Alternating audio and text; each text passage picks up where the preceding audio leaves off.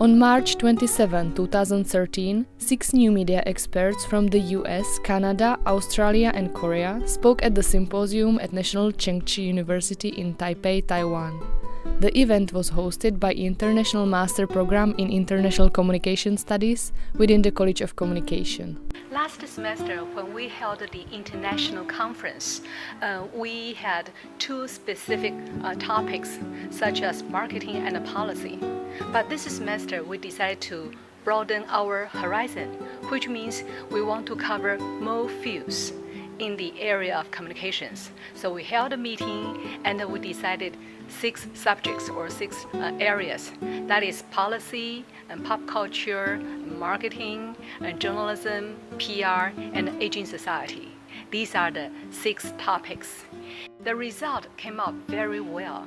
We did invite 6 great speakers for this symposium. From my observation, I think this new media phenomenon is like a global phenomenon that everyone is using it, except that some of the region in the world are using local social networks. Like in mainland China, Facebook's counterpart is like one called renren.com, and Twitter's counterpart is called Xinlang, Sina Weibo, which is heavily used by the younger generation.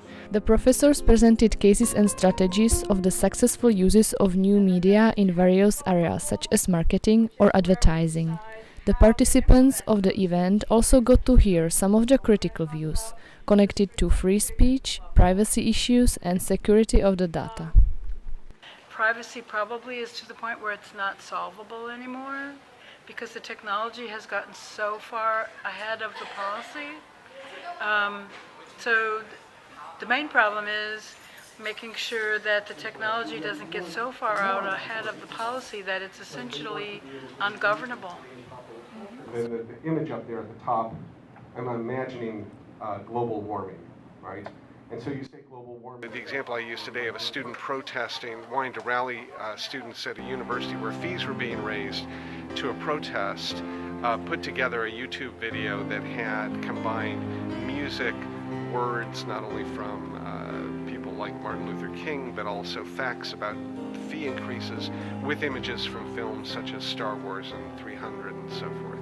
And so I think that is a very potent example of how people are using this for particular ends and pulling these different pieces together. You use social media effectively for a very small amount of money. You have the potential of huge communication and marketing gains, whereas the traditional approaches are still have the cost is going to be high, and there's not necessarily a guarantee of any communication success.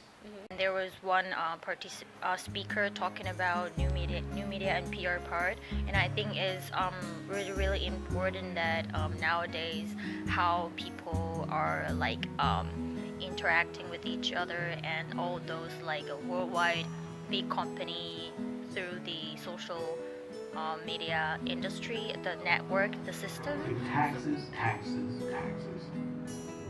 with no money. I find the marketing about the social media is fascinating. I love the videos the professor showed to us, especially for the butterfly cases.